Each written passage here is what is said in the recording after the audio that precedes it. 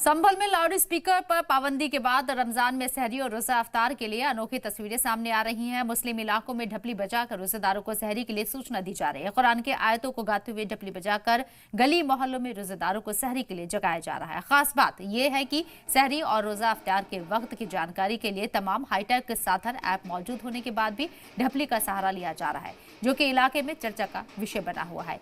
AIMIM नेता मुशीर खान जिला प्रशासन से सहरी के लिए सिर्फ 2 मिनट के लिए लाउड स्पीकर पर लगी पाबंदी को हटाने की मांग कर रहे हैं। SP साहब से यहाँ के प्रशासन से बात रखी कि सालाना ये होता था कि लाउड स्पीकर किसी के घर पर लगा दिया जाता है, एक मोहल्ले में एक जगह। इससे सिर्फ हम ये चाहते हैं कि ये पता चल जाए रोजगार को कि ये रोजे का वक्त हो गया 1 मिनट, और इधर शहरी में हम अपना शहरी का टाइम बता दें, टाइम ड्यूरेशन जो भी है कि हमें उसकी परमिशन चाहिए।